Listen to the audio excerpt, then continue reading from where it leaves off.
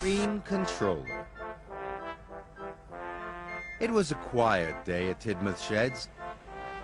Percy was all alone. Suddenly, Sir Topham Hatt's car pulled up. Percy was very surprised to see Lady Hatt. "Sir Topham is sick," she announced grandly. "He has lost his voice." Percy was worried. "I hope he finds it soon," he peeped. "Sir Topham has given me a list of jobs," Lady Hatt continued. "Listen very carefully. Gordon is to collect cars of china from Knapford and take them to Brendam Docks. He must pull the cars very slowly." "Slow cars," peeped Percy. "James is to shunt freight cars in the coal yard. He must be as busy as a bee." "Busy bee," puffed Percy carefully. "And Toby is to take visitors from Maithwaite to the Scottish castle. He must go as fast as Gordon's Express." "Gordon's Express," puffed Percy. "You're in charge now, Percy," said Lady Hatt, and she left. Just then, Thomas puffed in from his morning's work. "I'm controller for the day," peeped Percy proudly. "Do you need any help?" Thomas asked his friend. "Controllers don't need help," wheezed Percy, and off he chuffed.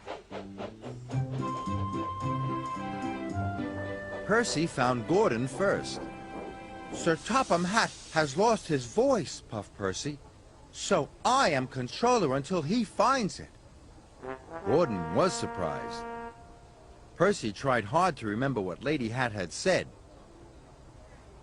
"You must pull very slow cars," he peeped proudly. "Oh, the indignity," huffed Gordon. Percy had a lot to do and a lot to remember. Next, Percy found James at the washdown. "James, you must be a busy bee," he peeped. James gasped. "Do you mean I have to be painted yellow and black?" he whistled weakly. "Yes, James," Percy said sternly. "But why?" snorted James. Percy tried to peep boomingly. "Because I am controller." And then Percy puffed off. Next, Percy found Toby. "Toby, you must pull Gordon's Express," he told him. "Why?" Toby asked. He was very puzzled. "That's your job," peeped Percy boomingly. Percy felt very important. Later, Percy decided it was time to check on his engines. He knew that's what Sir Topham Hatt would do. Children were waiting on the bridge. Percy peeped hello. But the children were looking down at the track. Gordon was puffing very slowly down the line. The children began to laugh. "Look at Gordon," they cried. "What a slowpoke!" Then James stopped at the signal. The children laughed again. Who was that giant stripy bee they called? Finally, Toby huffed in with the heavy express. He was very tired. Gordon, James, and Toby heard the children laughing, and they saw Percy watching. Gordon called out to Percy. "I am supposed to be the fastest engine on Sodor, not the slowest," he huffed. "I'm supposed to be the reddest engine," moaned James. "Now no one knows who I am." "I'm only a steam tram," Toby puffed. "The express is too heavy for me to pull." Percy was worried. He knew he had made lots of mistakes. Then Thomas puffed up. "What's wrong, Percy?" he asked his friend. "Please help me, Thomas. I can't remember what Lady Hatt told me. All the engines are doing the wrong jobs." Thomas thought for a moment. "You must go back over your tracks," he puffed. "You might see things that will help you remember." Percy thought that was a very good idea. Thomas and Percy pulled into Knapford Station. Gordon and slow cars, puffed Percy. Suddenly, Percy saw crates of china waiting on the platform. That's it, Percy cried. Gordon is to take the china to Brendam Docks. He must pull his cars very slowly.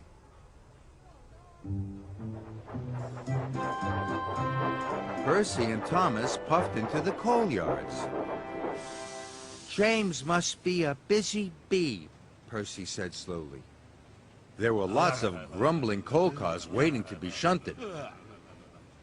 That's it, James is to shunt lots of coal cars. So he must be busy as a bee.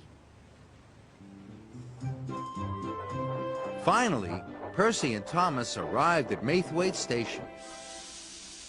Toby must pull Gordon's express, wheezed Percy. Suddenly, Percy saw a group of visitors waiting on the platform. That's it, Percy cried.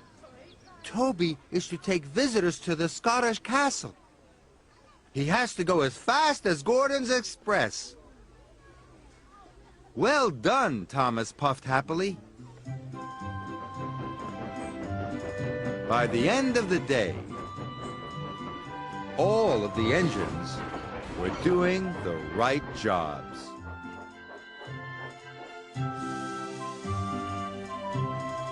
That evening, Sir Topham Hatt came to the sheds. "You have done very well, Percy," he boomed. "I'm very pleased."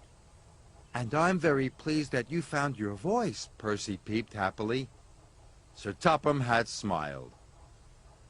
"And I hope you never lose it again," Percy added.